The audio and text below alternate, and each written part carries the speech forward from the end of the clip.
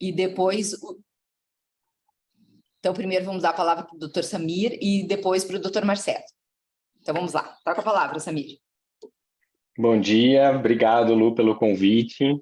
Eu também, como o doutor Marcos, sou um filho pródigo dessa reunião, né? A Lu sabe que eu gostaria de participar muito mais do que eu consigo, mas toda vez que a gente tiver a oportunidade de discutir esse assunto, é um assunto do nosso dia a dia e que faz parte mesmo do trabalho que a gente começou há alguns anos atrás na relação entre a justiça e a saúde lá dentro do Hospital de Clínicas, né, com a emissão dos pareceres, com a discussão do formulário que serve como padrão para a gente poder emitir os nossos pareceres. Eu me lembro da gente sentado na sala aí da justiça discutindo o que a gente ia colocar num Word, né, para a gente poder fazer com que aquilo que o médico fala chegue no advogado, que chegue no juiz de uma forma clara para poder auxiliar esse processo que é tão crítico, né, da judicialização em saúde. Então, conversei com a Luciana sobre qual seria, né, a informação diferente que a gente pode falar, principalmente para não ser repetitivo com a última aula do Marcelo e ficar falando sobre as evidências novamente. A gente tentou reunir nesses slides aqui, eu separei um número relativamente pequeno de slides, para a gente poder discutir os desfechos em oncologias, alguns exemplos dessas análises de custo-efetividade que a gente faz, tomando como norte essa discussão com a Luciana, de que forma a gente pode auxiliar melhor, né, a interpretação dos desfechos de sobrevida livre de progressão, de sobrevida global, de resposta clínica, para a tomada de decisão do médico e para a análise daquele processo em saúde e oncologia que vocês tanto conhecem. Fiquem bem à vontade, a ideia é ter pouco slide para a gente poder sempre fomentar a discussão. Eu sempre me lembro que essas discussões elas são intermináveis, né? Então a gente para de falar e a gente tem um monte de assunto para falar ainda, então isso não acaba nunca. Fiquem à vontade para me interromper. Bom, então a introdução que eu deixei aqui leva em consideração tudo aquilo que a gente já conhece, né? Que os recursos em saúde são finitos, tanto no SUS quanto no sistema privado não é diferente. Que mais ou menos 25% dos gastos que as operadoras têm com medicações de alto custo, elas são em oncohematologia. Então, a gente responde por uma parcela grande de dinheiro que sai tanto do que o sistema público investe em saúde, né, e oncologia, quanto nas operadoras de saúde.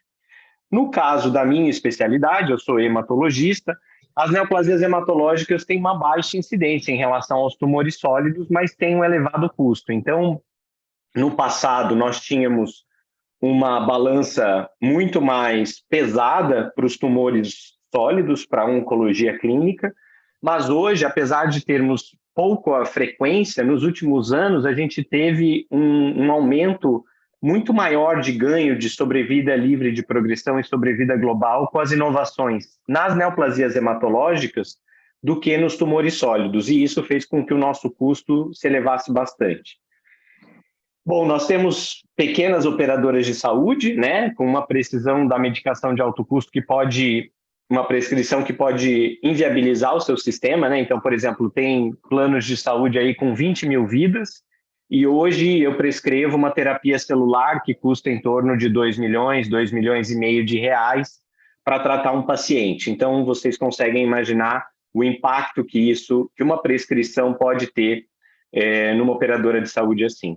E o desafio sempre, né, e as discussões aqui acontecem por isso, é como a gente propiciar um melhor acesso a essas medicações, as que são realmente eficientes e que fazem a diferença na vida dos pacientes, tanto no SUS quanto no privado. Então, quando a gente olha quais são os desfechos que a gente quer realmente utilizar na tomada de decisão, fica muito difícil, né? Principalmente hoje, quando a gente tem diversas alternativas terapêuticas, a gente precisa entender qual delas traz o benefício que a gente quer, né? Às vezes esse benefício vai ser uma sobrevida livre de progressão, e mais adiante eu vou falar um pouco sobre esses conceitos para vocês. Às vezes vai ser sobrevida global, às vezes vai ser resposta, porque o paciente só precisa responder, ele não precisa ter muito tempo de duração de resposta. Ele precisa responder, no meu caso, por exemplo, para chegar a um transplante de medula óssea. Tudo que a gente tem de toxicidade, malefício, a toxicidade financeira que sempre vem à tona para a gente, e os riscos que envolvem a nossa tomada de decisão como médico. Não é incomum, vocês estão vendo um desenho, claro, uma figura talvez para ser um pouco cômica, em que o médico pergunta para o paciente qual dessas terapias ele prefere. E eu vou dizer para vocês que isso faz parte da nossa vida real. Então, no consultório, em diversos momentos, a gente não tem os estudos randomizados da forma como nós gostaríamos, para uma primeira linha ou uma segunda linha de tratamento, e a gente expõe o máximo possível dessa informação técnica para o paciente, para que ele nos auxilie na tomada de decisão. Então, a tomada de decisão utilizando o desfecho, ela faz parte da prática médica em oncologia hoje, sem sombra de dúvida. A gente pode dividir esses desfechos de várias formas. A gente pode pensar nos desfechos clínicos, que compreendem os sinais e sintomas decorrentes de um agravo e o seu manejo, né? Então, a gente pode falar sobre taxas de sobrevida, de resposta, de controle desses sinais e sintomas e etc.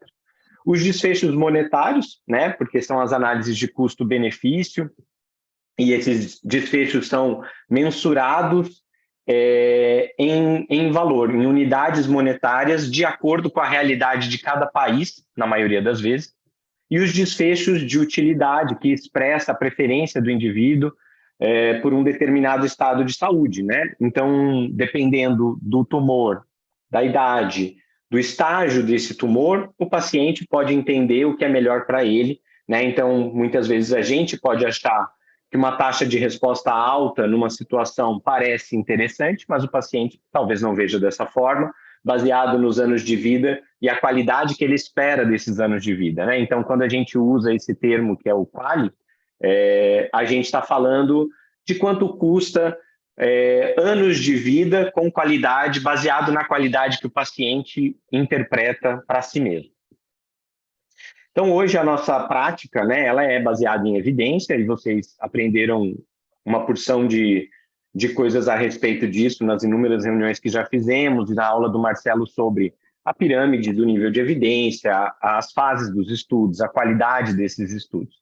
Então, a ideia da gente fazer o que a gente faz é melhorar a qualidade da assistência utilizando esses parâmetros que falam aquilo que a gente deve fazer com eficácia, confiança e segurança, né? Então, a gente olhar a qualidade do estudo daquele tratamento para poder oferecer o melhor possível para o nosso paciente e entender a efetividade, né? Que é a eficácia daqueles estudos clínicos também em estudos de vida real. E isso é uma coisa bastante nova, né? A gente tem tido muito valor hoje nos estudos de vida real, ou eventualmente a gente pode utilizar a expressão que é os estudos de fase 4, né? Depois que a droga já foi comparada a uma terapia padrão num estudo de fase 3, e ela chega no mercado, a gente prescreve para pacientes que estão em diferentes estágios da doença, com uma situação clínica diferente daquele mundo controlado da pesquisa clínica, onde existe, obviamente, uma seleção do melhor paciente para poder entrar na pesquisa, né? Então, a pesquisa tem muitas restrições, não entra ninguém lá que o rim não funciona bem, não entra a partir de uma determinada idade. Então, hoje, a gente acaba valorizando muito o que vem da vida real depois, né, na fase 4, porque ali a gente vê o reflexo da sociedade como um todo, né, e não do universo controlado da pesquisa clínica. Então, a gente pode usar um dos acrônimos que a gente pode utilizar na estratégia da prática baseada em evidência é esse, né, que é o PICO. Então, quando a gente toma as nossas decisões, a gente pode utilizar o P para lembrar do paciente, né, para poder entender exatamente a descrição dessas características em relação ao diagnóstico, à idade, aonde esse paciente vai ser tratado. A intervenção que a gente pretende fazer, então, qual que é a ideia, né? É fazer um tratamento, é fazer uma prevenção, o exame tem o objetivo de diagnóstico, a gente vai fazer uma pesquisa genética que vai avaliar o prognóstico, que seria a probabilidade desse paciente evoluir bem ou evoluir mal. quando a gente fizer essa análise, a gente vai comparar com alguma coisa ou não, né? A gente vai comparar com aquilo que é mais usual, que é aquilo que é mais acessível, com aquilo que a gente considera como terapia padrão, para a gente poder ter um braço comparador válido, né? E qual vai ser o desfecho, qual vai ser o resultado que a gente espera desse estudo, né? Então, quando a gente entende todas essas características que eu citei anteriormente, o que você espera entender, né? Então, a pergunta do estudo, ela é sempre muito importante.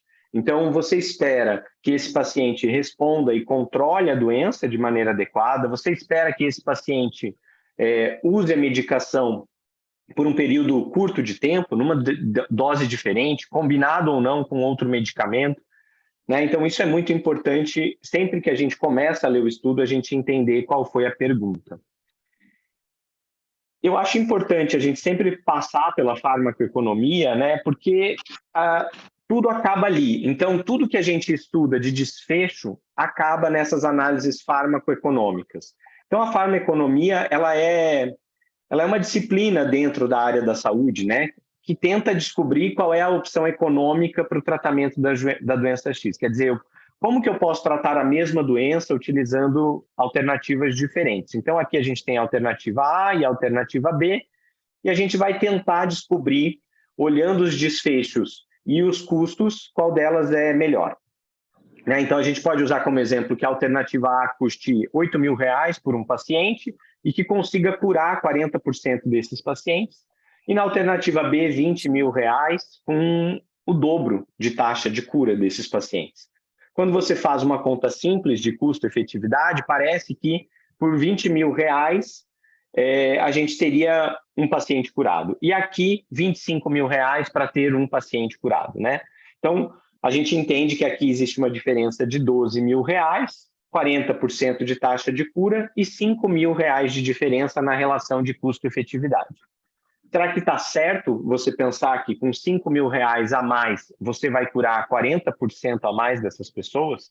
Né? Então, não. Na farmacoeconomia, os custos e os cálculos são completamente diferentes dessa análise tão simples. Né?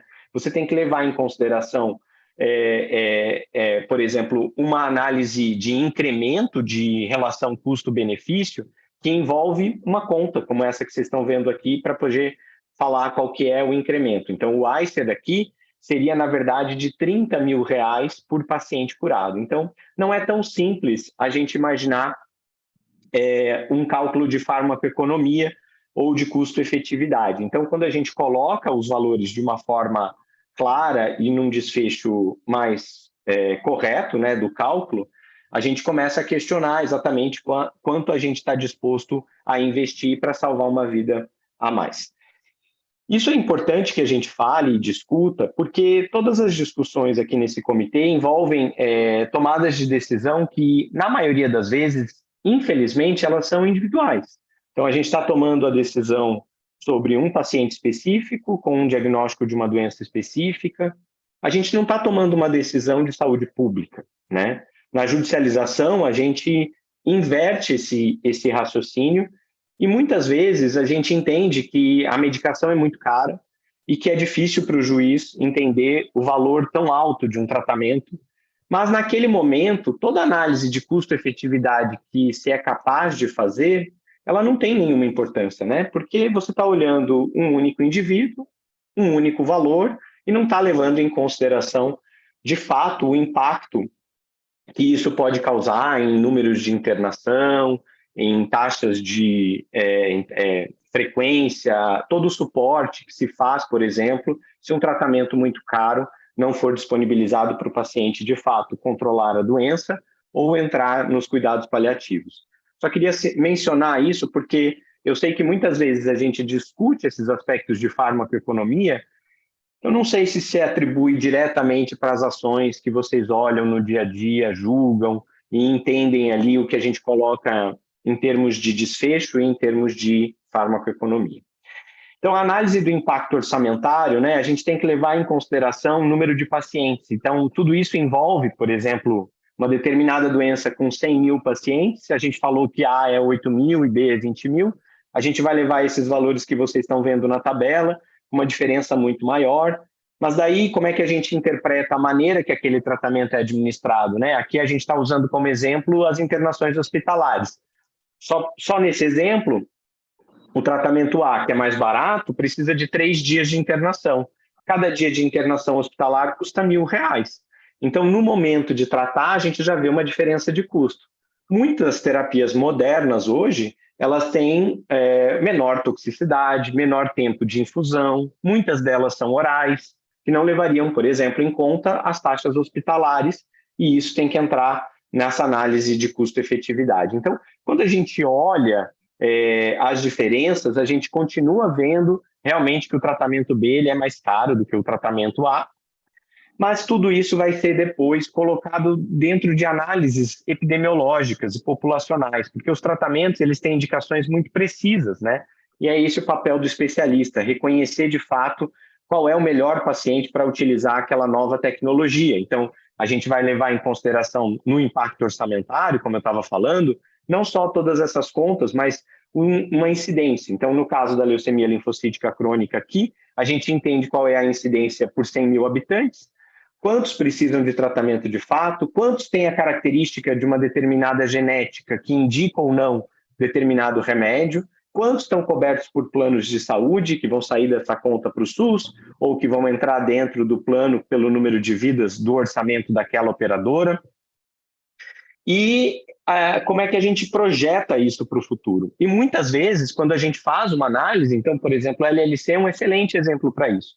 É uma doença extremamente comum. É a neoplasia hematológica mais comum do adulto, a leucemia linfocítica crônica. Porém, a imensa maioria dos pacientes, mais de 80% deles hoje, diagnostica uma doença que não tem indicação de tratar. Então, quando a gente analisa os custos, a gente tem que pensar num número muito menor. Olha os números baixíssimos que vocês têm aqui no desenho abaixo, 24, 15, 38. Então, quando a gente pensa para quem a gente vai prescrever aquilo, a gente tem que levar em consideração que muitas vezes pode ser para um número muito restrito, desde que a tomada de decisão seja feita por um especialista competente. Então, aqui a análise de custo-efetividade, para poder dar um exemplo, de uma inovação. Por exemplo, você traz para a doença de Hodgkin um mecanismo de ação inovador, o brentuximab, que a gente discutiu muito no passado e que teve um parecer favorável da Conitec para inclusão na APAC do linfoma de Hodgkin, hoje já tem bula para a primeira linha de tratamento. Então, o que a gente tem lá na análise da Conitec é para o linfoma de Hodgkin recaído ou refratário. E aqui a gente está vendo as análises de custo-efetividade do brentuximab na primeira linha de tratamento do Hodgkin, quer dizer, um universo muito maior de pacientes, porque a gente tem uma primeira linha tradicional que cura muita gente e que já está aí no mercado do mesmo jeito há mais de 40 anos. A gente usa o mesmo protocolo há 40 anos para tratar linfoma de Hodgkin. E aí essa inovação veio, e eu estou colocando esse slide aqui mais para a gente poder olhar a diferença que é feita em diferentes estudos. Então, em um estudo, o autor encontrou uma determinada taxa de quali, né? Então 0,56, com custo, com ICER, como eu citei para vocês ali no exemplo anterior, e isso reflete a experiência dessa análise de custo-efetividade, que é outra quando a gente olha aqui a análise de um outro autor, né? E a gente deve levar em consideração isso em análises de custo-efetividade diferentes, considerando os países e as regiões. Então, aqui, as análises feitas pelos americanos, pelos europeus, pelos asiáticos, mostrando que esse hazard ratio é diferente em cada local e leva em consideração, com certeza, os valores praticados das negociações com a indústria que é feita em saúde pública e saúde privada em cada um desses países. Então, o impacto, muitas vezes, de uma tecnologia, ele é completamente diferente de acordo com a realidade do país. Então, existe um guideline diferente para cada realidade e leva em consideração isso que eu acabei de explicar para vocês. Então, é importante que a gente entenda que, no meio desse processo, existe, claro, o lucro, né? Então, a indústria farmacêutica não está na jogada para poder não ganhar dinheiro, é óbvio, esse é o trabalho deles, o papel deles é esse, né? Então, vender remédio e lucrar com a venda de medicamento. Mas não é só a indústria farmacêutica que lucra, né, com a venda de medicamentos. Então, todo mundo na cadeia lucra. Então, se a gente levar como exemplo o que se negocia nos Estados Unidos ou no Brasil, a gente vai perceber que existe uma margem de lucro e quando a gente está falando de uma droga só, a gente olha, poxa, então rendeu R$ 1.000, né? Então, dava para comprar por 1.400, cobrar da operadora 2.900, então a clínica, o hospital lucrou R$ 1.000, parece pouco dinheiro. Só que isso é multiplicado por muitas coisas, né? Então, por muitos medicamentos, por muitos pacientes. Então, existe, né, uma cadeia de lucro que envolve a indústria, mas que envolve também os outros entes, as operadoras de saúde, as clínicas, os hospitais. Então, tudo envolve dinheiro nesse processo e todo mundo quer ganhar dinheiro. Então, o lucro é o objetivo da imensa maioria dessas empresas, né? Eu coloquei esse exemplo, não sei se está dando para vocês verem, acho que a maioria, na verdade, está online, né? Mas, de qualquer forma, a ideia era mostrar sempre, eu gosto muito do exemplo do NICE como uma agência reguladora, e, surpreendentemente, o NICE tomou uma decisão agora em março de 2023 para a inclusão de uma medicação caríssima na primeira linha do linfoma mais comum. Né? Então, eu trato muito linfoma, e o linfoma difuso de grandes células B é o linfoma não Hodgkin mais comum que a gente diagnostica. E do jeito que eu falei sobre o linfoma de Hodgkin e o ABVD, o tratamento para esse linfoma já é o mesmo, no mínimo com R-CHOP, há mais de 20 anos. E aí agora o polatuzumab, que é uma outra molécula um pouco diferente, ela foi inclusa e fez um trabalho de fase 3, e eu coloquei aqui essa figura do New England, da publicação quando esse trabalho foi apresentado no Congresso americano, no final de 2021, só para mostrar para vocês aqui o benefício. Então, aqui a gente tem uma sobrevida livre de progressão de 76,7% para o braço da inovação, versus 70,2% para a terapia padrão. Então, a gente teve um incremento de 6% em sobrevida livre de progressão, sem benefício de sobrevida global. E mesmo assim, o NICE fez uma análise de custo-efetividade e incluiu esse tratamento para todos os ingleses. Então, na Inglaterra agora, a terapia padrão para o linfoma mais comum inclui esse tratamento de acordo com essas características.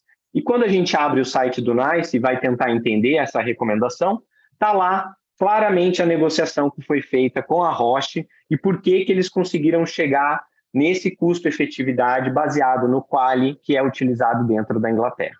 Então, eu trouxe esse exemplo só para mostrar que, muitas vezes, mesmo aquilo que parece muito caro, dentro das análises de custo-efetividade, que são realmente feitas de maneira adequada, considerando uma determinada população e o dinheiro que aquela população tem para gastar, isso pode surpreender a nossa tomada de decisão.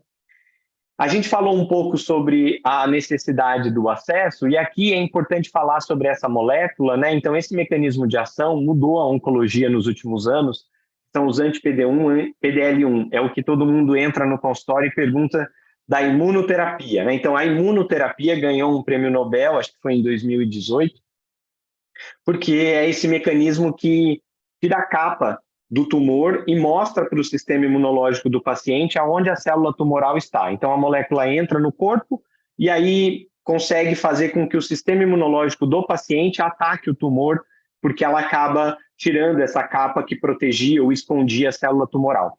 Eles começaram com 1, 2 indicações, melanoma foi o primeiro tumor. E ao longo dos anos, eles foram, claro, aumentando o número de indicações, o mecanismo de ação se mostrou eficiente em vários outros tumores, mas o preço do remédio nunca mudou. Então, isso para mostrar que a indústria farmacêutica, ela de fato, ela não se comporta de maneira adequada frente ao que a gente precisaria para melhorar o acesso e os custos do medicamento. Aqui, os desfechos que a gente utiliza, comparados, por exemplo, com tratamentos de LLC, mais uma vez, é uma das doenças também que eu mais vejo, então fico mais à vontade de falar para vocês sobre isso. E aqui a gente tem dois tratamentos na primeira linha da leucemia linfocítica crônica que são inovadores e bastante caros. A diferença é que um deles é contínuo e o outro é finito, certo? E aqui a gente vê que a sobrevida global está bastante semelhante para esses pacientes, e aqui a sobrevida livre de progressão nesse outro eixo. Então, as inovações, comparado com tratamentos antigos e tal, elas de fato elas são melhores. Então, a sobrevida global é maior e a sobrevida livre de progressão é maior. Porém, elas têm essa diferença. Então, olha que interessante essa análise. A gente vê aqui essa análise de custo acumulado entre venetoclax e Gaziva versus ibrutinib. Então, mais uma vez aqui, aquela lá era na segunda linha, aqui é na primeira linha. Então, quando a gente olha o custo em azul da terapia finita, ela é maior. Então, a gente está chegando aqui quase em 600 mil.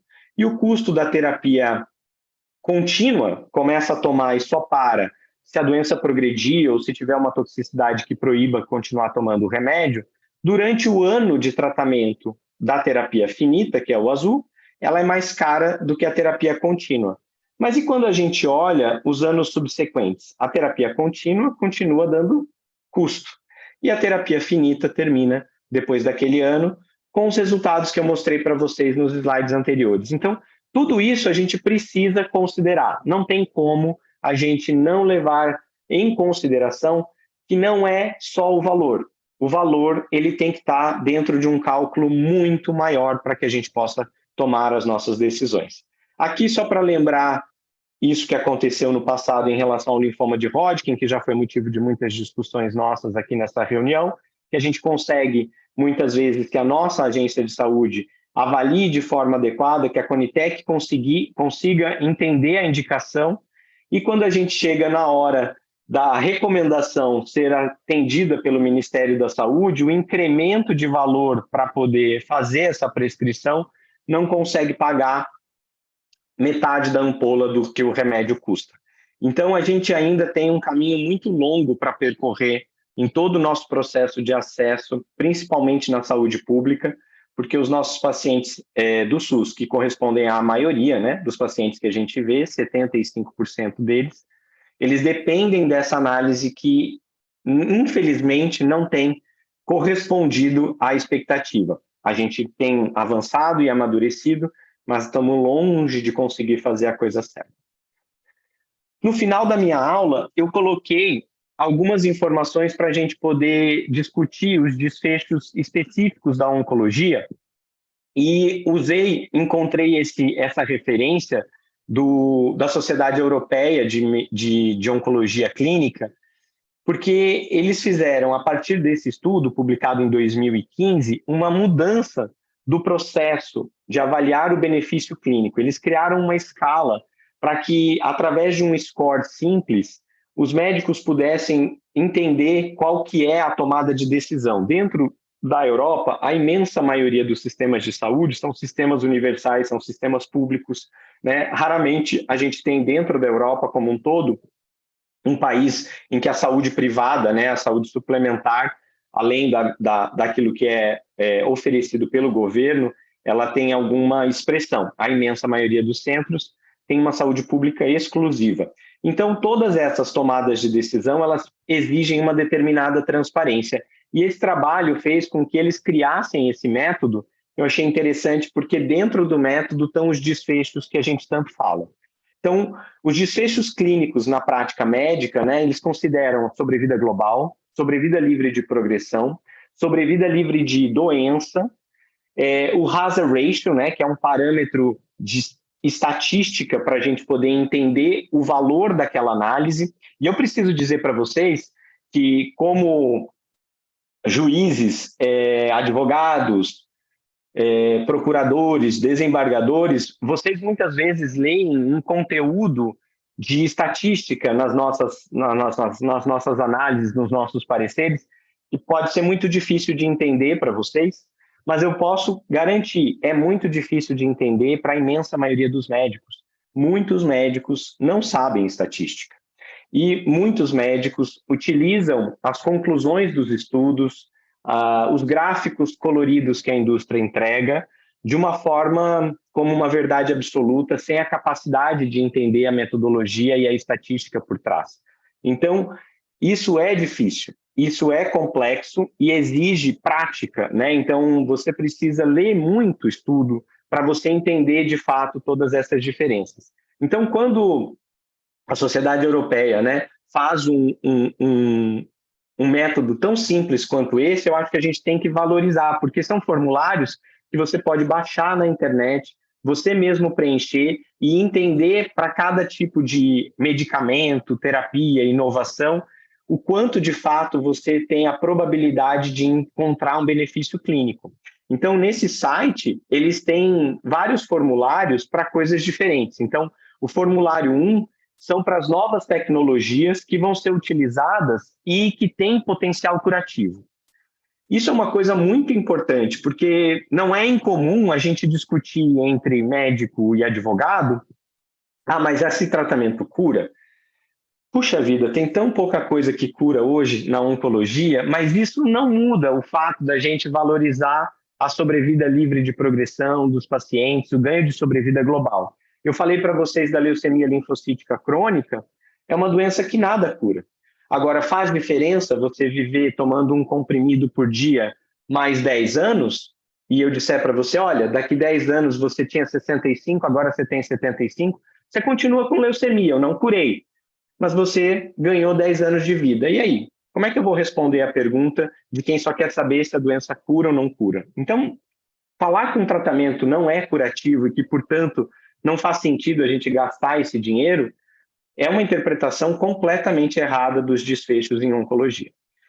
O tratamento que, eventualmente, pode avaliar os endpoints de sobrevida global estão no formulário 2. Depois, para sobrevida livre de progressão, de acordo com esses parâmetros, se a gente espera que os ganhos vão ser maiores ou menores em meses, a gente tem formulários diferentes para preencher dentro desse site e a gente vai levar em consideração estudos de não inferioridade para poder colocar em outros formulários, doenças órfãs ou doenças que a gente considera como necessidade médica não atendida. Essa é uma expressão que está na moda. A gente usa bastante isso. Necessidade médica não atendida é, por exemplo, o que justifica custo-efetividade para a terapia celular, que a gente começou a fazer no Brasil há bem pouco tempo, e a gente aí fez o segundo paciente essa semana lá no Nossa Senhora das Graças. Então, esse tratamento de 2 milhões de reais, como é que isso se justifica em custo-efetividade? Porque para poder analisar um tratamento assim, a gente não vai levar em consideração os mesmos parâmetros que a gente leva para outras doenças que não têm uma necessidade médica não atendida. Então, necessidade médica não atendida é um linfoma difuso de grandes células B, que depois que recai de um transplante autólogo, menos de 10% dos pacientes vão permanecer vivos. E aí você traz um tratamento que joga esse 10% para 40%, para 50% desses pacientes. Então, isso é, de fato, uma coisa que a gente não tem e que agora tem. Então, quanto que vale ganhar 30% de pacientes que certamente morreriam é o que entra na conta dos 2 milhões, 2 milhões e meio. Então, eu trouxe os exemplos dos formulários só para a gente ver como a gente pode simplificar isso, né, que é tão complexo em termos de análise estatística, né? Então, os benefícios clínicos avaliados de acordo por grau, qual foi o tamanho do ganho em sobrevida, por quanto tempo esses pacientes sobreviveram.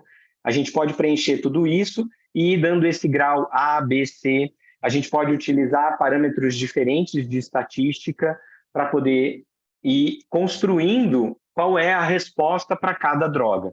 Aqui a gente tem características importantes dos estudos que muitas vezes talvez vocês não entendam, mas o crossover, que é o paciente poder, quando progride num braço do estudo, passar para o outro braço, interfere em resultados de sobrevida global. Então, dentro da leucemia linfocítica crônica, que é o exemplo que eu estou usando aqui, todos os pacientes na terapia inovadora vão bem. Os pacientes que estão usando a terapia convencional vão mal. Só que quando eles progridem naquele braço, existe uma autorização para eles terem acesso ao tratamento inovador. A maioria dos estudos são assim. de fase 3? Na hora em que o paciente começa a utilizar, por causa do crossover, a terapia inovadora, a sobrevida global dele fica igual a curva de sobrevida global fica igual à curva da terapia inovadora. Então, tudo isso interfere na análise que você vai fazer daquela droga. Não pode ser desconsiderado, não pode passar despercebido. A toxicidade, obviamente, é muito importante, né? A gente nunca deve deixar chegar nos pacientes medicações que são muito tóxicas ou que são excessivamente tóxicas para o tipo de tumor que você está lidando. A qualidade de vida, eu deixei aqui o formulário só para a gente poder mencionar um aspecto que eu acho muito importante. Talvez o público leigo fale assim, não, qualidade de vida é o que importa. Ou muitas vezes eu ouço os pacientes falando assim, doutor, isso aqui ele não cura, mas me dá uma sobrevida, né? Então, assim, existe uma falta de compreensão do termo, né, do conceito.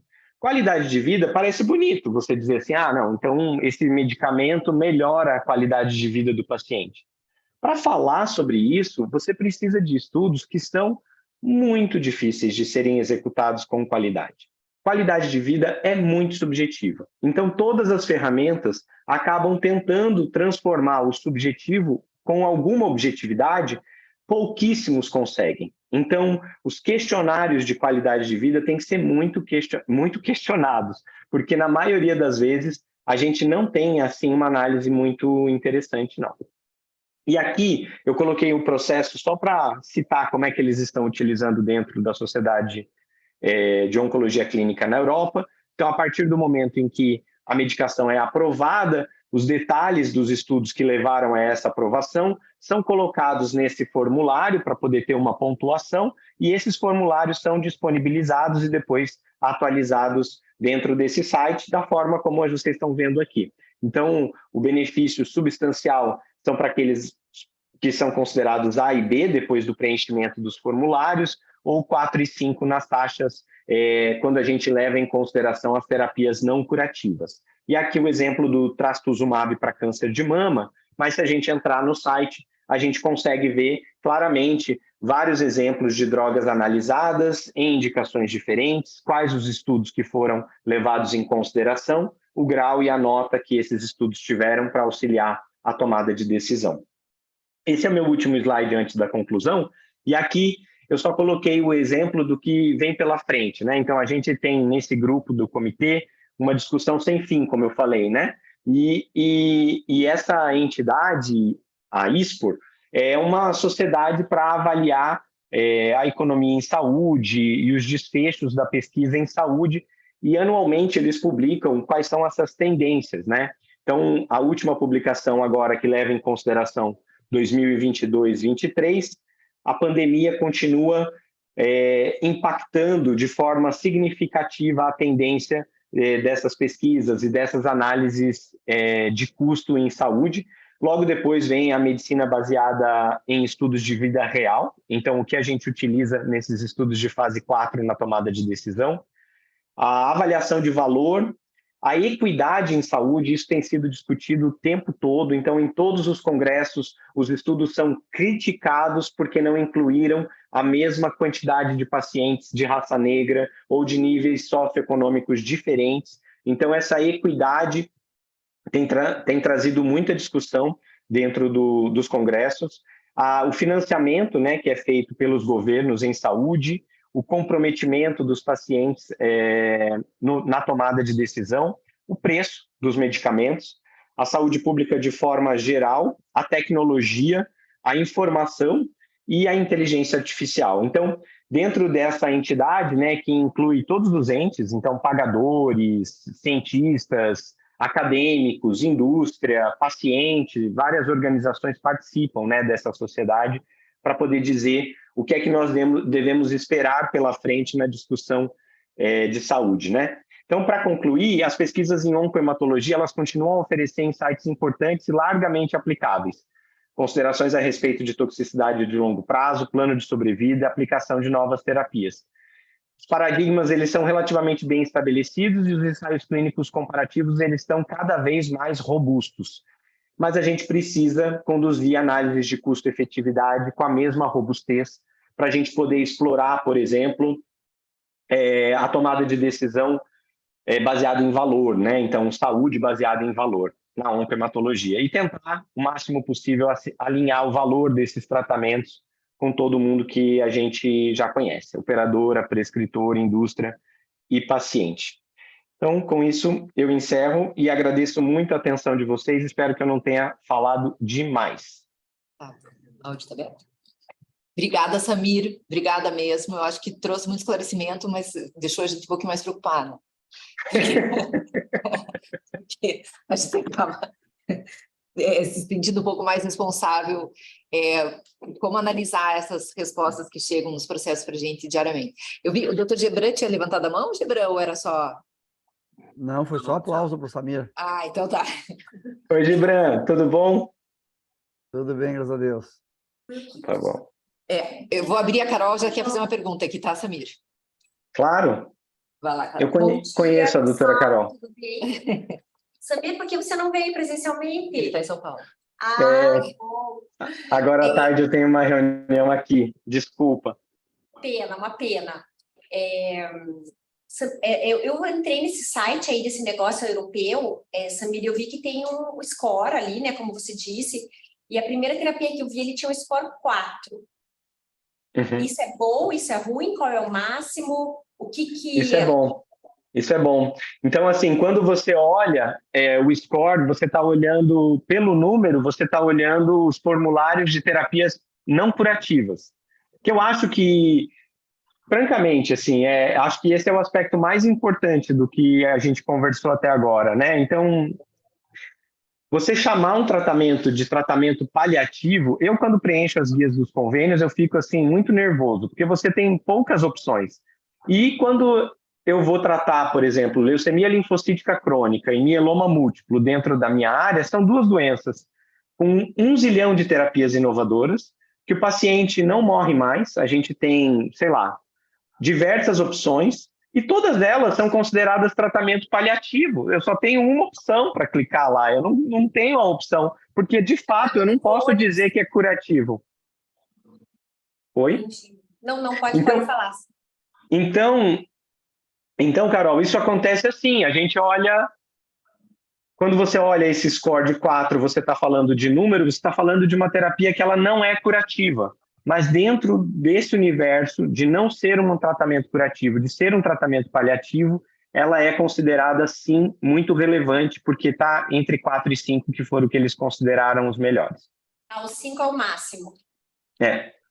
Tá, deixa eu só explicar mais ou menos como é que funciona aqui no judiciário, pelo menos a minha percepção, e acho que talvez da Lu, em relação a essa questão do curativo e do paliativo. Quando vem curativo, é muito bom, a gente se apega naquilo, mas não significa que o paliativo a gente deixe de considerar. Uhum. Mas quando vê o curativo, talvez a gente fique um pouco mais animada, mas não que a gente desanime com o paliativo. Não sei, vocês... Eu acho que é isso. Até porque é difícil a gente ver um curativo, né? Às vezes vê. Mas é mais difícil, né? Opa, é difícil, mas aí é uma alegria. Samir, pode falar. Vai. Samir, tudo bom? Primeiro quero dar oi para o Dr. Pujol, querido, a gente está com saudades do senhor, bom te ver. Doutor Sobânia também, para ele não ficar com ciúmes de todo mundo. Samir, esse termo, não sei se a questão conceitual está errada ou é falta de conhecimento minha, mas o paliativo, para mim, remete muito a fim de vida e vamos deixar lá, né? Não tem um meio termo, porque eu já tive perícias aqui, e o próprio perito está dizendo, é paliativo, não vamos investir. Muito aquele conceito de terminalidade, e vamos dar confortinho, e ok. Mas é isso que eu quero falar, não tem muito tratamento curativo. Será que a gente não tem que ter um meio termo nisso? E doença crônica, você não cura, mas você dá suporte. Como que fica isso? Porque eu vejo nas perícias, se não cura, eu não vou dar.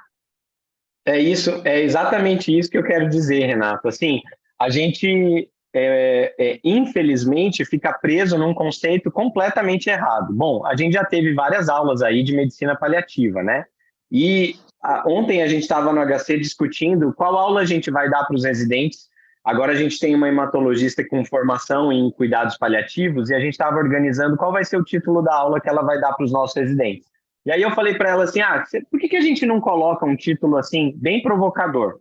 Será que a gente deve é encaminhar o paciente no momento do diagnóstico oncológico para o médico de cuidados paliativos, porque hoje o conceito de paliativo é o que vem ao lado do acesso que o paciente vai ter, do caminho, da jornada do paciente no tratamento oncológico. Ele não tem a ver com final de vida. Isso é um conceito antigo e inadequado.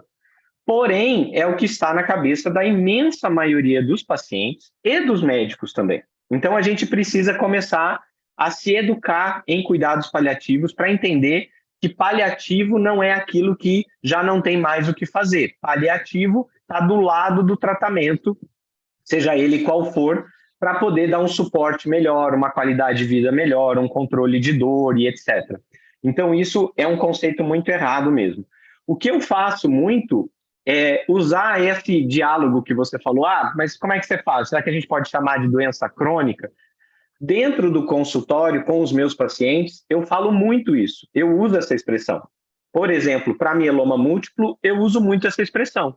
Eu falo, olha, hoje o mieloma é uma doença crônica. Talvez a gente não consiga curá-la, mas a gente vai conseguir controlar esta doença por muitos anos. Em alguns momentos o senhor vai tomar remédio, em outros momentos não. Ou seja, é de fato uma doença crônica para a maioria dos pacientes. Puxa, pode ser agressivo e matar em 6 meses? Pode, claro que pode. Mas a imensa maioria dos pacientes vai se beneficiar de tomar um comprimido de R$30 mil por mês e vai viver muitos anos com uma doença incurável. E a gente não tem culpa disso. Quem tem culpa é quem disse que o comprimido custava 30 mil, não fui eu. Claro. Mas muitos peritos dizem, paliativo a gente não vai investir, então a gente tem que repensar um pouco esses conceitos. Aí vocês, como formadores, aí... No caso, efetivamente, era um mieloma, assim, que usou tudo. Fez transplante, fez isso e aquilo. O perito falou, olha, não é custo efetivo, é 50 mil numa paciente que não vai curar. E eu não gostei quando ele usou esse termo paliativo, que para mim, eu preciso atualizar os meus conceitos. Mas é muito ruim isso, Samir. A minha parte eu fiz e a Carol sabe bem disso, porque eu consegui 3 hematologistas jovens para poder entrar ali na lista dos peritos, porque eu não aguento mais ler perícia de hematologia escrita por médico que nunca viu um mieloma múltiplo na vida. Isso, para mim, é o fim da picada. Assim, acho muito triste que um médico diga que vai conseguir escrever uma perícia de um tratamento, de uma coisa tão específica, de uma doença tão difícil. Sabe, assim, olha, eu já li coisas assim que me entristecem muito. Mas a minha parte eu já fiz, já reclamei tudo que eu tinha para reclamar para a Carol e já coloquei aí um pessoal para trabalhar para poder conseguir melhorar um pouquinho a qualidade disso. Samir, eu queria que você falasse de uma coisa mais simples, mas que eu acho que gera um pouco de dúvida para a gente. Então, vamos pensar o seguinte, eu tenho lá uma terapia que está sendo pleiteada e eu tenho um estudo comparativo com uma outra que já é fornecida, tá? E nesse estudo comparativo, eu estou pensando numa situação bem hipotética, tá? Uhum. O ganho de sobrevida global é o mesmo nas 2 terapias, tá? A diferença no ganho de sobrevida livre de progressão de doença. Uhum. Como que eu devo interpretar isso? Leigamente então, assim, falando. Não, é perfeito, está bem dentro daquilo que eu comentei, Lu, em relação ao crossover, por exemplo. Talvez esse estudo que você está dizendo, ele tenha permitido que os pacientes que estavam no braço da terapia padrão com acesso, fossem ter acesso ao medicamento quando progredissem, você entendeu? Então, nos estudos de fase 3, a gente sempre tem que prestar atenção nisso, que a maioria das vezes que a inovação não traz sobrevida global em relação à terapia padrão, é porque os pacientes cruzaram de braço e tiveram acesso à inovação quando a doença progrediu. Você entendeu? Mas mesmo que no pico do desenvolvimento do estudo, o desfecho seja sobrevida global? Mesmo. Mesmo. Porque, assim, muitas vezes isso é considerado antiético. Você não dar acesso ao tratamento que você sabe que é melhor. Então, para poder continuar os pacientes aceitando participar de uma pesquisa, eles querem ter a garantia de que se alguma coisa acontecer porque ele caiu na terapia padrão, que ele ainda assim pode ser beneficiado recebendo um tratamento melhor. Deu para entender? Deu. Tá, e eu queria que você falasse mais 2 coisas também, dessas básicas para a gente. Taxa de resposta. Eu sei que tem algumas que a gente consegue entender que elas são relativamente muito baixas, né? Mas eu sempre fico em dúvida no meio termo. Então, por exemplo, se eu tenho uma taxa de resposta lá de 39%, isso é uma taxa importante ou não? Depende depende do diagnóstico, né? Então, aqueles formulários, eles levam em consideração aquilo que eu falei no final, que são as doenças raras, as necessidades médicas não atendidas, né? Então, o exemplo que você está me pedindo é exatamente o exemplo da CAR-T, da terapia celular. Eu deveria ter colocado os gráficos dela também. Mas, assim, numa situação em que todo mundo vai morrer, se 40% deles responderem para você, isso é alto ou é baixo?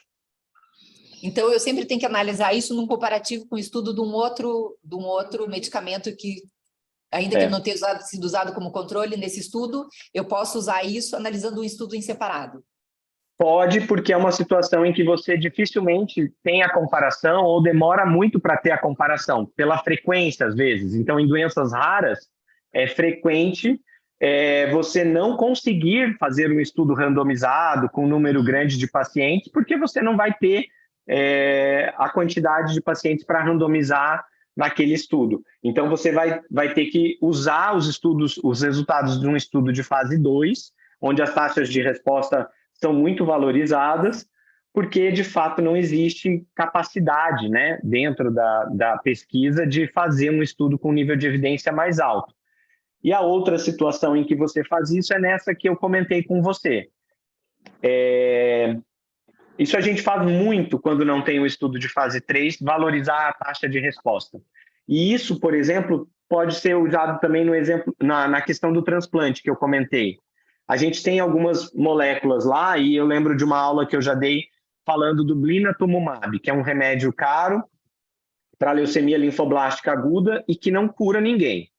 A taxa de resposta dele é alta, mas essa resposta dura 4 meses.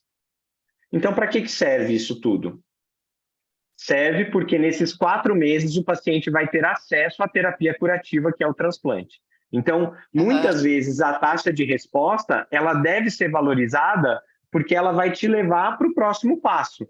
Isso é um exemplo para o transplante autólogo, com acesso, por exemplo, do brentuximab ou do nivolumab no linfoma de Hodgkin, para o paciente chegar no transplante autólogo ou chegar no transplante alogênico, porque os pacientes fazem esses transplantes de célula-tronco, eles têm que estar com a doença controlada, eles não podem chegar no transplante com a doença em atividade.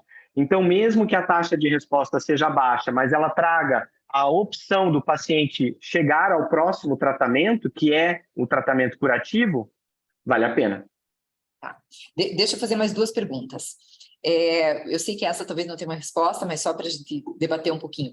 Em termos de ganho de sobrevida global, o que parece um ganho terapêutico? Quantos meses são um ganho terapêutico? Por exemplo, você submeteria o teu paciente a um tratamento talvez difícil por 3 meses de ganho de sobrevida global?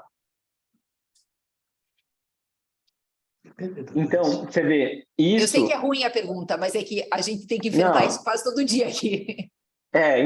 Eu não acho que o trabalho de vocês seja fácil. Honestamente, assim, eu acho que é uma crueldade na tomada de decisão de vocês. Essa responsabilidade toda, eu acho um absurdo. Mas o que acontece?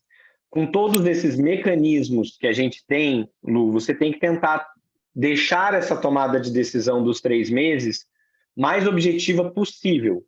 E aí eu sugiro que vocês utilizem todas as ferramentas possíveis. As ferramentas possíveis são a perícia, o parecer técnico dos NATs, a pesquisa que vocês podem fazer do que é feito com essa medicação fora do Brasil.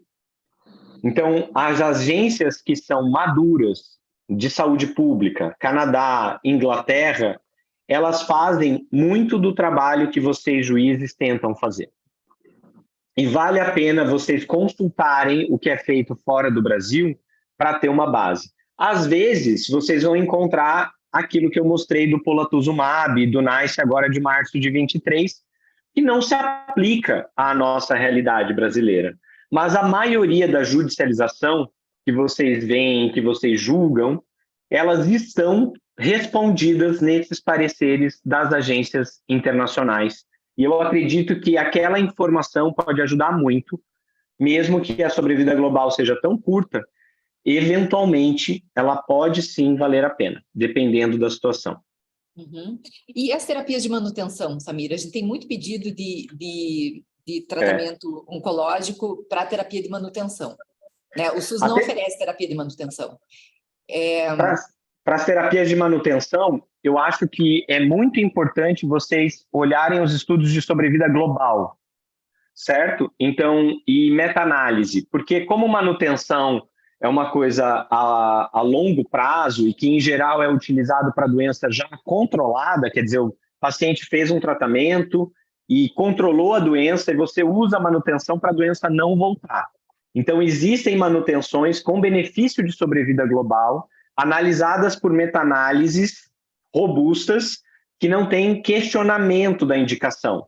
E existem manutenções que não têm esse mesmo benefício. Então, não dá para você usar o mesmo critério para todas, né? Então, vou citar 2 exemplos aqui.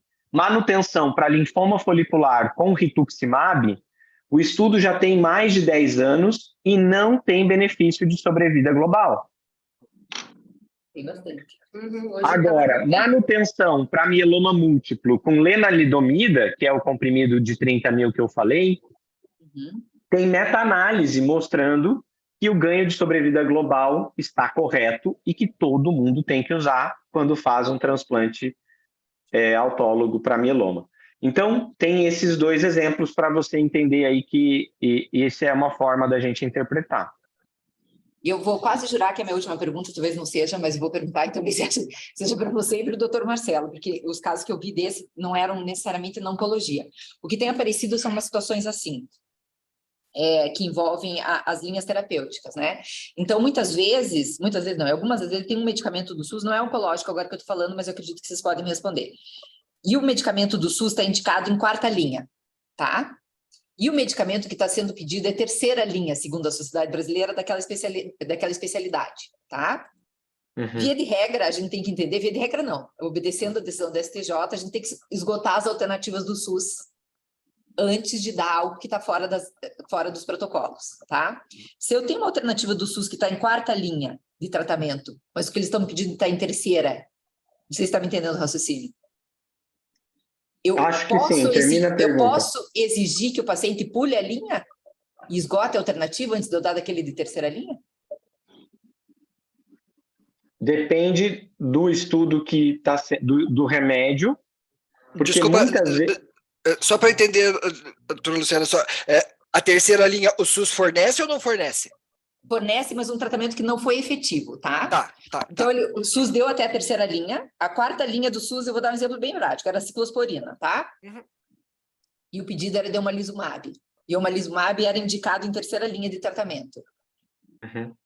Eu tenho que exigir que ele use a 4ª linha do SUS antes de usar a 3ª? Entendeu a minha dúvida? Eu acho que é fácil de responder sua pergunta. É muito difícil que você tenha estudos em que você separa, depois da 2ª linha de tratamento, esses pacientes entre 3ª e 4ª linha.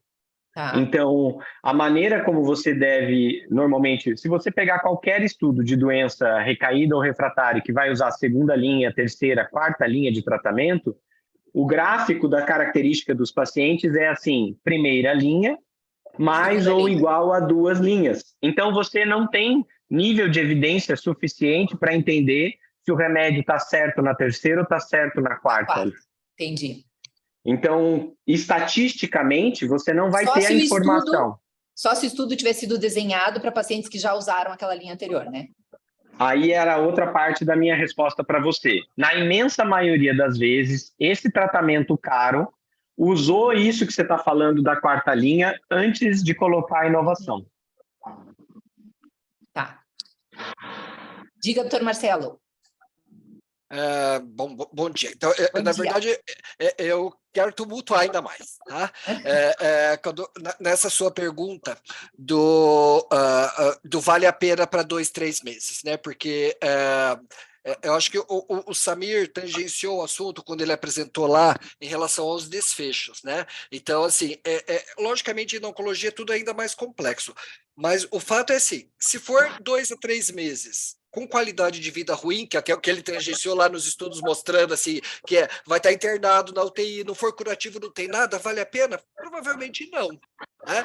Mas se tiver uma ponte para tratamento, provavelmente sim. Né? Então, assim, vai ser muito caso dependente específico, então é difícil fazer. E o mais complicado ainda é que, principalmente no oncológico, e a gente vê isso muito nas nossas técnicas emitidas lá pela nossa oncologia, é que grande parte dos medicamentos ainda estão em estudos, às vezes fase 2, e já estão judicializados, né? Então, assim, é muito complicado, porque ninguém tem a resposta definitiva para aquilo. Então, a gente está dando o panorama, a fotografia daquele momento, né? Nesse momento parece que funciona, nesse momento aumenta a sobrevida, mas é o mais apropriado? Talvez não, e a gente joga a batata para a mão de vocês, né? Então, assim, vocês estão no papel mais difícil de todos, que é decidir baseado numa informação que nem a gente tem.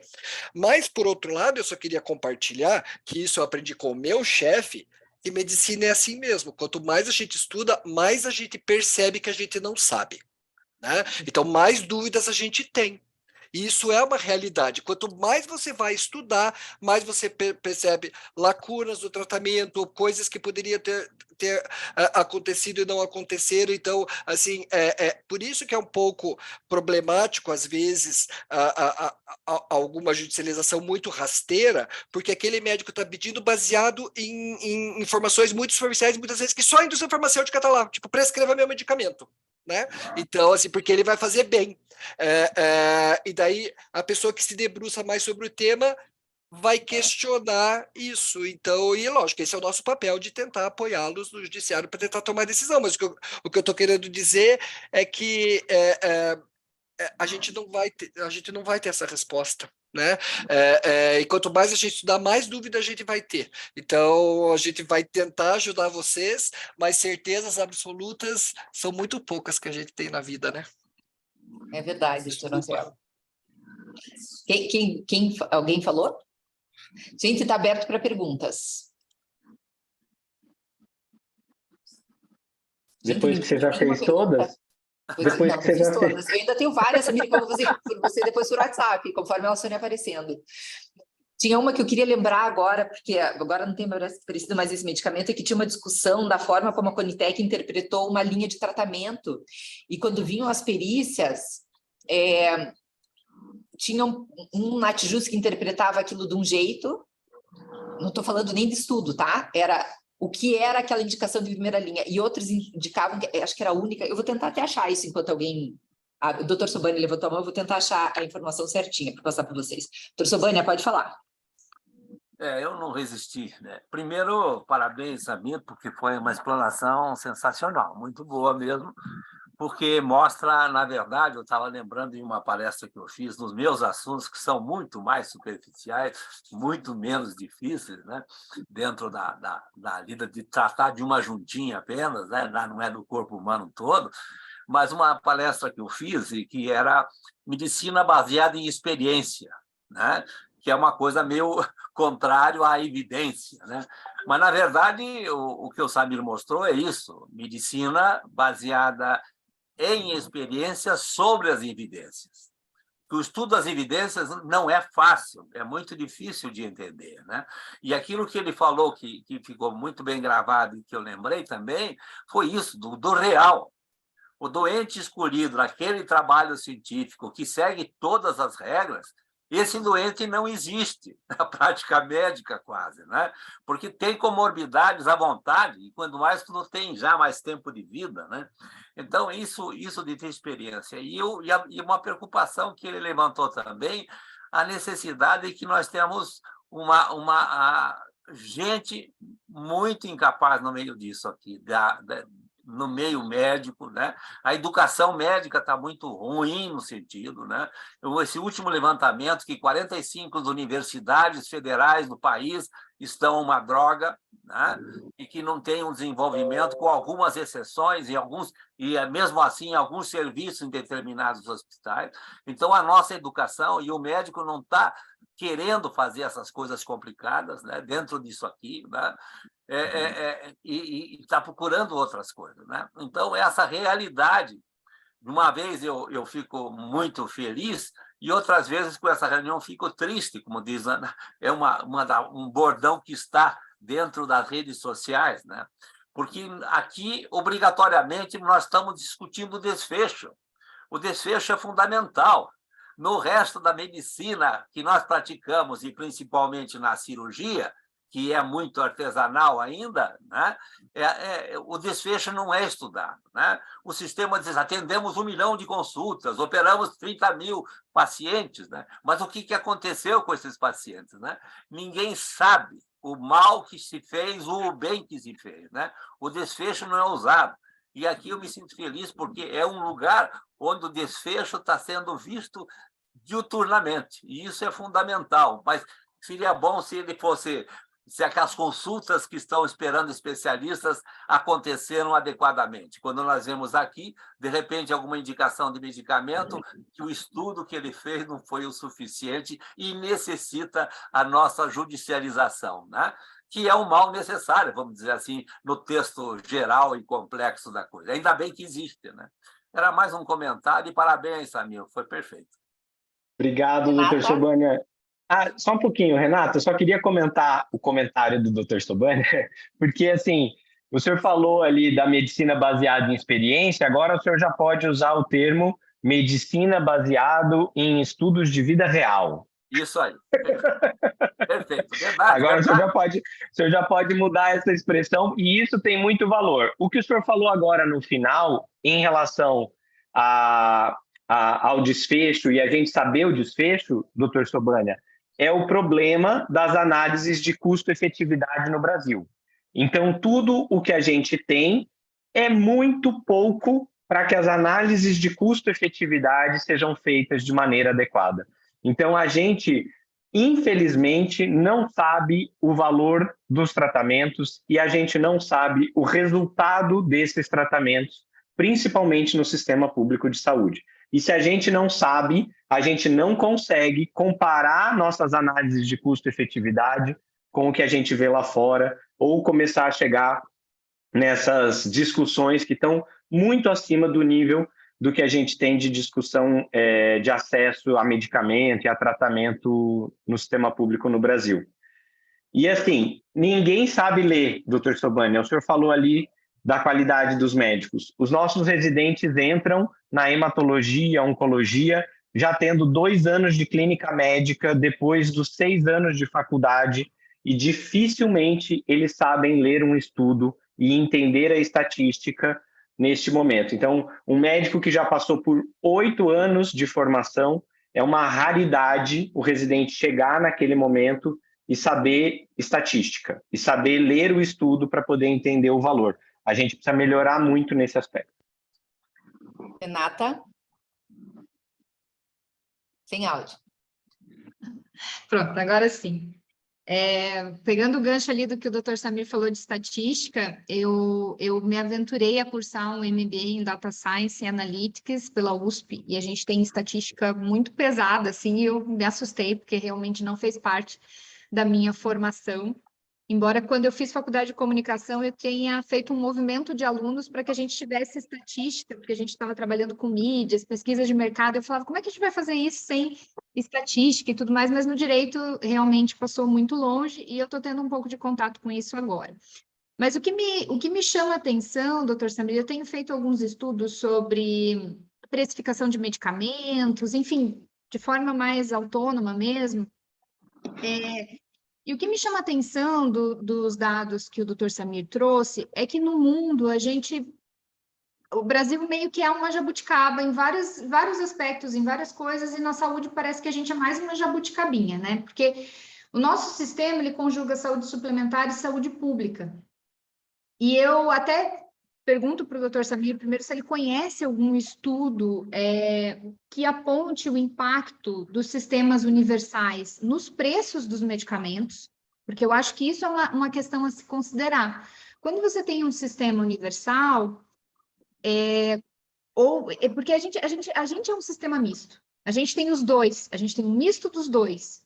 E em outros lugares do mundo, você tem a saúde suplementar ou o particular sem aderir a um sistema de saúde, a um seguro-saúde, a um plano de saúde, mas você tem o particular custeando ou o plano de saúde, que é o caso dos Estados Unidos. Em outros, você tem sistemas universais, como ele falou, na Europa você não vê sistema privado de saúde, você tem saúde universal, sistema público. E a gente é uma jabuticaba, né? Então, me parece que esse é um ponto interessante de pensar no custo-efetividade no Brasil e de como desenvolver uma maneira de fazer esses estudos no Brasil, claro, se pautando pelo que tem fora, né? Mas me parece assim que a gente tem uma dificuldade muito particular em falar de preços de medicamento.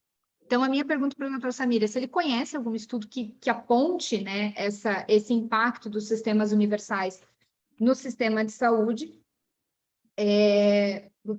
fora do Brasil, e se ele acredita que a gente precisa desenvolver, além de desenvolver melhor o custo baseado em evidência, mas de estudar de uma forma melhor como que esses dois sistemas no Brasil, como que eles se conversam e impactam no preço das terapias. Obrigada.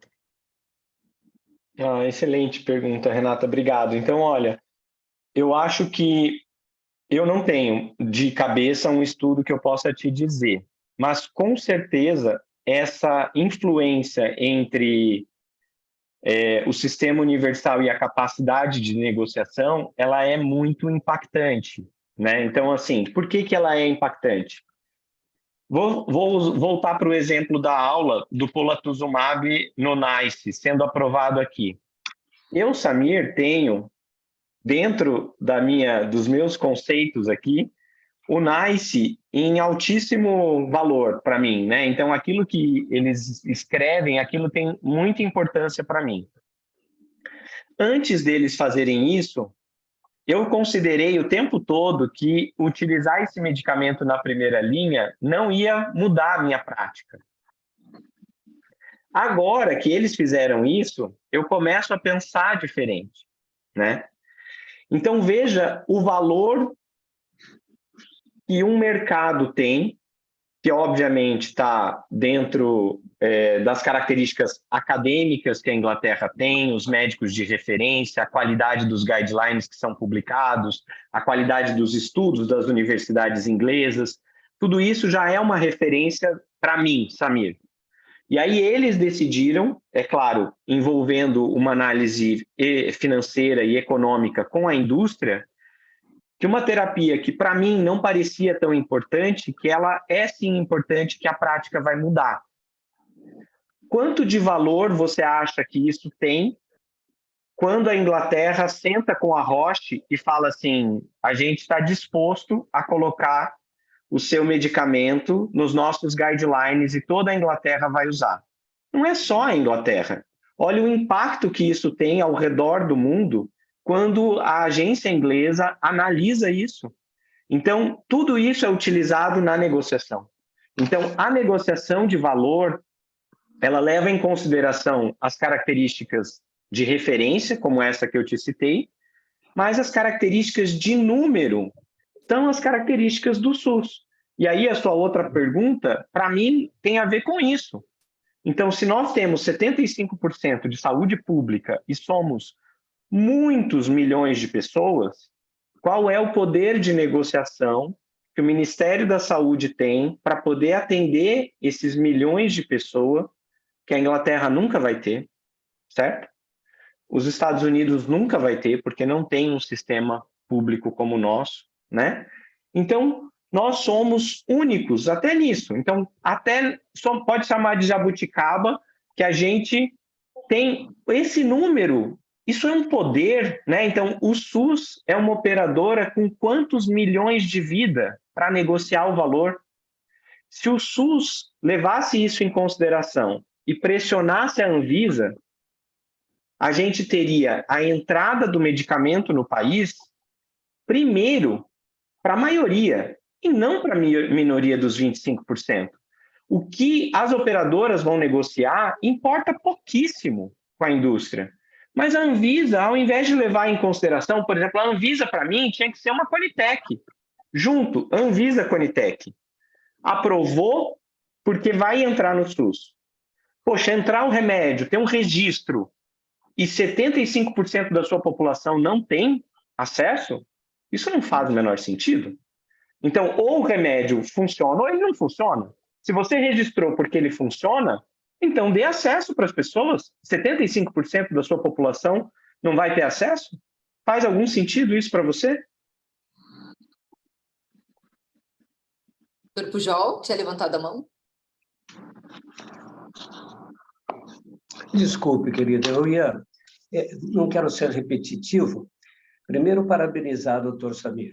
Acho que a sua palestra, eu não acho isso uma aula, eu acho muito mais do que uma aula, é muito importante para todos nós e mostra da sua qualidade como profissional, mas principalmente como professor. Primeiro isso, Samir. Segundo, Lu... Obrigado, doutor Pujol. O senhor sabe que ouvir isso do senhor tem um valor enorme para mim. Muito obrigado. Bom, fico feliz. O que a gente constata na sua palestra e na discussão, inclusive com os questionamentos que foram feitos, é a ignorância dos médicos, principalmente do médico que não tem vida acadêmica nas questões estatísticas. Os médicos não sabem ler trabalhos científicos mais. Isso se aprendia antigamente na escola, eu acho que continua, mas não é um aspecto interessante para o médico. Ele dá pouco lucro econômico, você saber estatística. Dá muito trabalho e muito questionamento, como você faz e responde. E uma tristeza muito grande que me causa tudo que eu ouvi aqui hoje, e que foi de muita importância para o meu pouco conhecimento, foi a tristeza em constatar que os juízes têm que estudar a estatística de medicamentos, quando isso não cabe ao judiciário, isso cabe aos médicos, cabe à medicina, cabe a quem tem o comando desta medicina nesse país.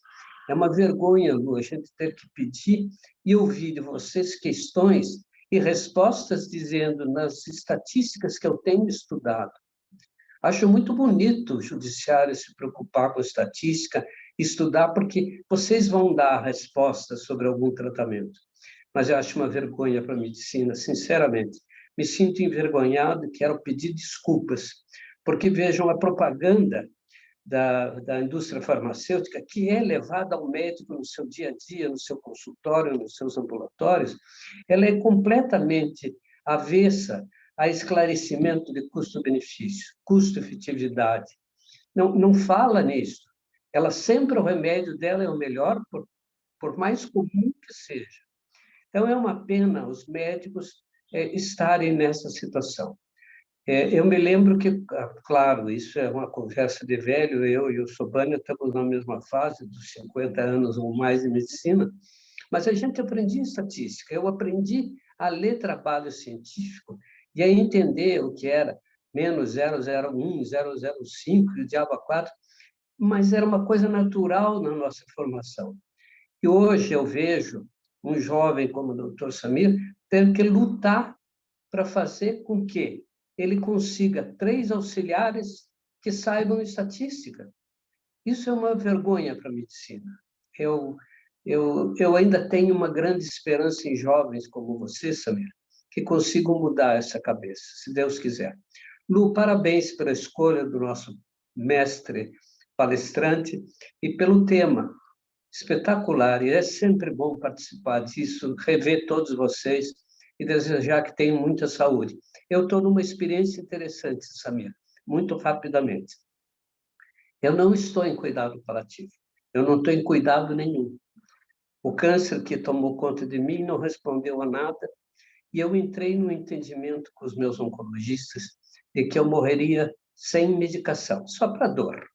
E tenho me sentido muito bem, estou tranquilo, estou sereno, não tenho dores, sei que vou morrer e a coisa é para breve, mas eu acho muito importante isto, o apoio que o médico dá ao desejo do doente. Porque teve um momento que eu disse, tudo bem, tudo que vocês estão fazendo, que nós já gastamos, que eu já fiz o meu plano de saúde, quase quebrei a Unimed, e não resolveu. Muito bem.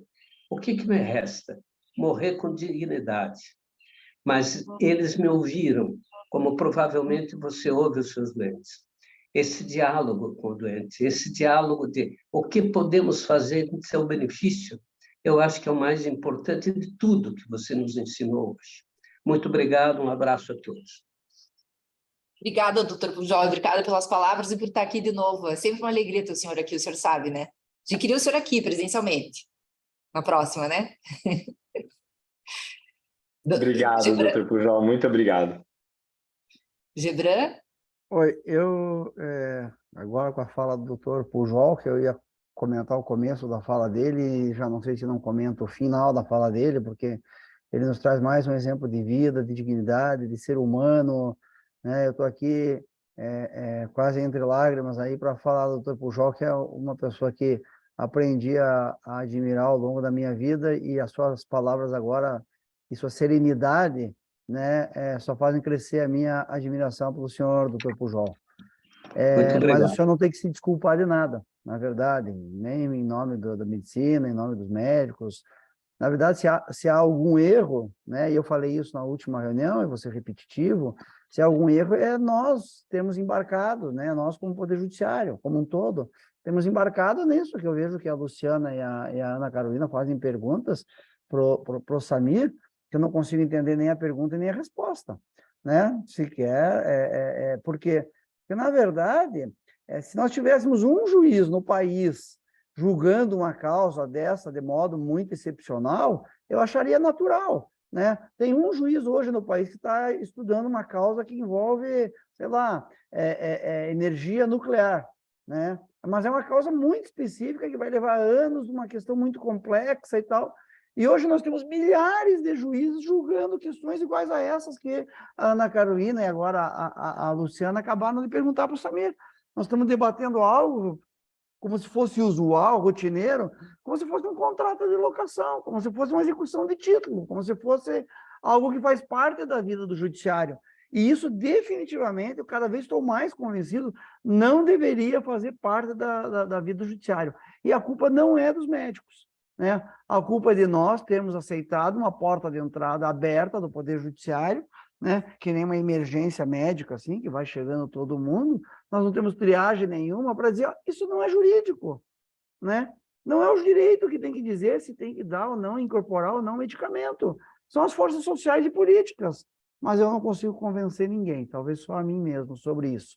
Então, o senhor não se desculpe, doutor Pujol, porque os médicos, com acertos e erros, eles estão tratando do seu conhecimento, da sua parte, sofrendo os influxos da indústria, enfim, da deficiência da educação, mas o fato é que o judiciário embarcou em algo que, durante a palestra, o doutor Samir, eu só via o doutor Sobania colocar a mão na testa, assim, e a minha vontade era fazer o mesmo, dizendo, pelo amor de Deus, nós estamos discutindo algo que está fora da nossa capacidade de compreensão, porque se os estudantes do doutor Samir, de 8 anos de medicina, não entendem, olha, aqui dirá nós juízes, né? E falo por mim, não falo nem pelos outros colegas que estão aqui, que eu sei que são extremamente qualificados e fazem cursos aí, tantos que já conseguem até pronunciar direitinho o nome daqueles medicamentos que eu nem me atrevo a falar, tá? Um abraço para todos, parabéns, Samir, mas meus respeitos muito sinceros e profundos ao doutor Pujol.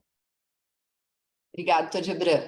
Doutor Marcelo, eu não sei se o doutor tinha preparado uma fala para hoje ou iam ser só intervenções, doutor Marcelo? Não. Na verdade, eu ia só comentar mesmo, Luciana. Ah, então tá. Eu queria fazer um comentário sobre o que o Gebran acabou de dizer, né, em relação ao conhecimento de estatística e de medicina, né, a gente, quando começou a participar do comitê e formamos esse grupo, né, a gente começava o tempo todo, né, a entender que estava errado. Eu sempre entendi que a judicialização era um mal necessário, acho que o doutor Sobani usou essa expressão aqui como está falando, infelizmente ela é um mal necessário. E muitos de vocês sabem mais hoje a respeito dessas indicações e de estatística do que muitos médicos no mercado, isso é fato. Porque a qualidade, a dedicação que vocês têm ao processo, a seriedade, o entendimento de que aquele valor é um valor que precisa ser considerado, né? Não sai do seu bolso, mas é muito, muito, muito importante.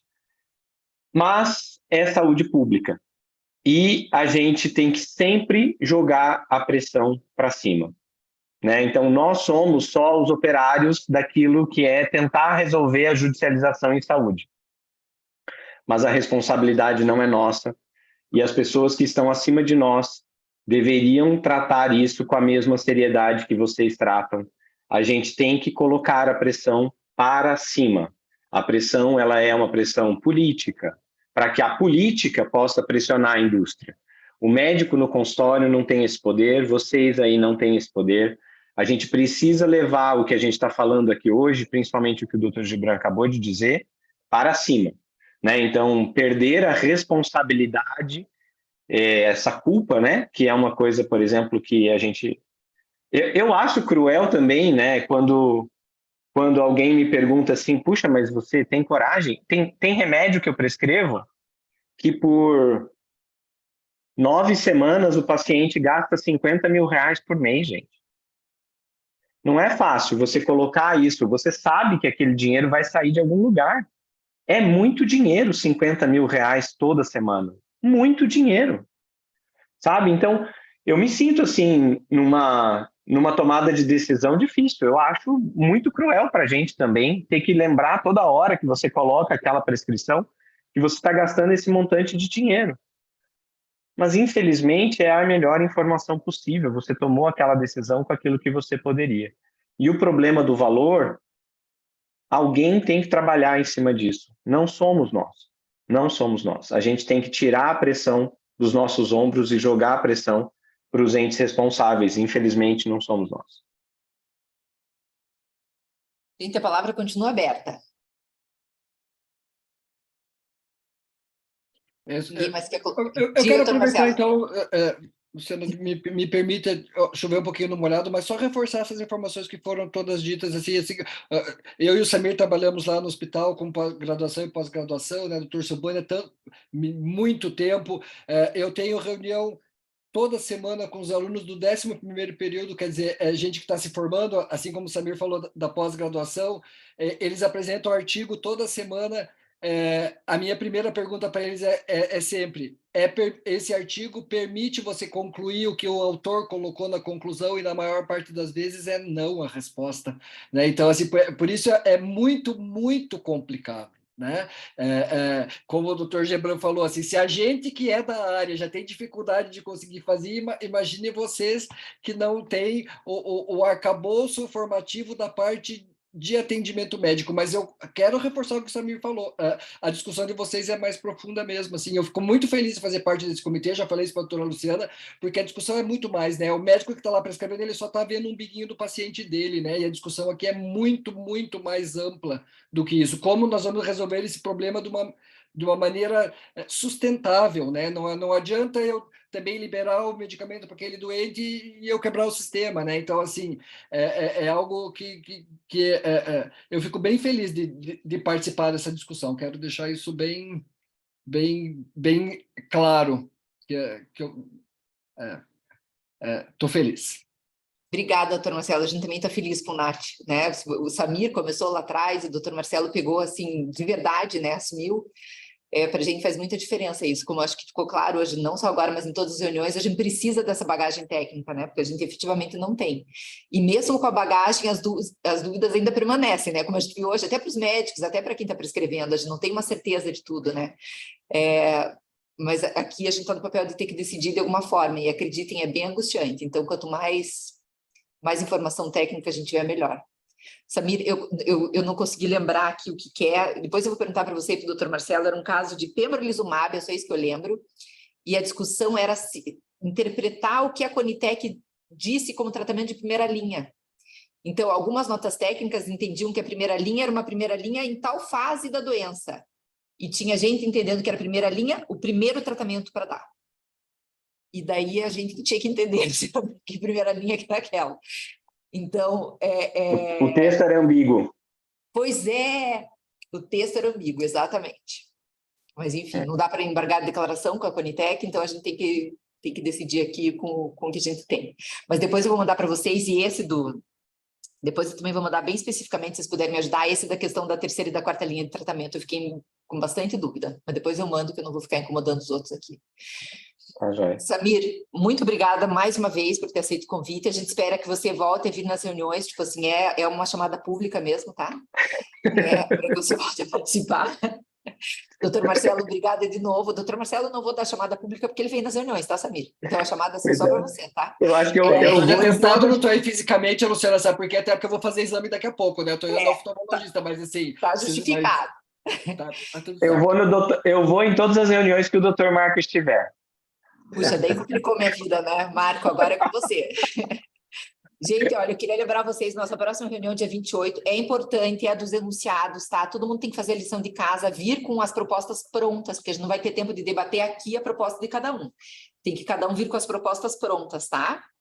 Primeira reunião, então assim, cada um representando seu órgão, tá? Doutor Sobani, doutor Pujol, doutor Isaac, todos que estão aqui hoje, lembrar de olhar, eu mandei lá no linkzinho para todo mundo, os enunciados que já existem. Então, a primeira reunião é para dizer se tem alguma proposta de alteração ou de exclusão de algum daqueles enunciados, tá?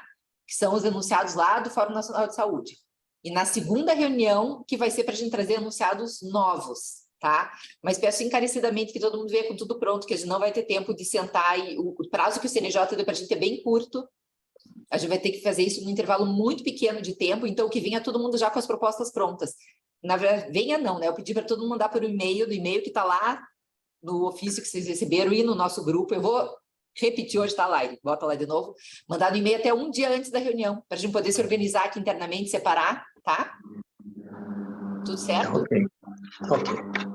Posso só fazer um último comentário? Diga, desculpa. Não, pode terminar. Só esses enunciados são os que a gente vai levar como proposta para o CNJ, tá? Para valerem como enunciados nacionais. Então, é importante que todos participem e tragam suas propostas, tá bom? Diga lá, Samir. Não, só para finalizar, eu queria contar para vocês uma coisa que eu soube essa semana, talvez eu esteja meio atrasado, não sei se vocês sabem, mas vocês vão lembrar de uma reunião que a gente fez, a Renata lembra bem, na Larissa, que é a minha amiga, né? Que fez uma reunião e uma aula sobre a hemoglobinuria paroxística noturna e o eculizumab, porque a gente tinha acabado de passar por uma auditoria dentro do Hospital de Clínicas, e aí o número de judicializações ao redor do Brasil era imenso, né, para essa droga. É uma doença rara, né? Então a gente tem um nível de evidência que é possível ali, e um remédio caríssimo, como sempre. E aí a gente mostrou, através da apresentação da Larissa, que a qualidade da indicação era muito importante naquele processo, e criamos uma proposta de que a gente tinha que ser centros, pouquíssimos no Brasil, já que era uma doença rara, que fossem referências para essa prescrição dessa medicação, e que todos os pacientes passassem por determinados centros universitários, aqui, São Paulo, Ribeirão Preto, que tem experiência com essa doença, para poder receber e ter acesso ao eculizumab. E agora isso aconteceu. Então, a Secretaria de Saúde do Estado, ela vai fornecer o eculizumab para os pacientes sem judicialização. Então, acesso pelo SUS de uma medicação caríssima, e vai ser feita da forma organizada, como a gente falou lá atrás, nas nossas reuniões. Por exemplo, um paciente do hospital evangélico vai tomar um medicamento, ele vai passar pelo hospital de clínicas, confirmar a indicação, para depois a prescrição ser aceita dentro da Secretaria de Saúde. Eu acho que isso mostra o tanto que tem valor isso aqui que a gente faz. Então, eu nem sei quais foram as forças que fizeram com que isso fosse adiante, mas eu acho que a gente tem muito a crescer e aprender nessas discussões do comitê, como o Marcelo falou, e eu queria contar para vocês que eu fiquei muito orgulhoso quando eu soube. Ai, que bom, fiquei feliz também. Lembro bem dessa reunião. A gente faz pelo menos uns 5 anos nessa, isso. É isso aí. Que bom. Então tá joia, gente. Gente, foi muito bom ver vocês. Samir, na próxima aqui, tá? Beleza, combinado. Então tá bom. Tchau, gente. Doutor Pujol, beijo, doutor Pujol. Venha logo aqui na nossa reunião, tá? A todos vocês, de coração. Se cuidem. Um bom final de semana para vocês. Pujol. Tchau, gente. Obrigado. Tchau. Bonitinho.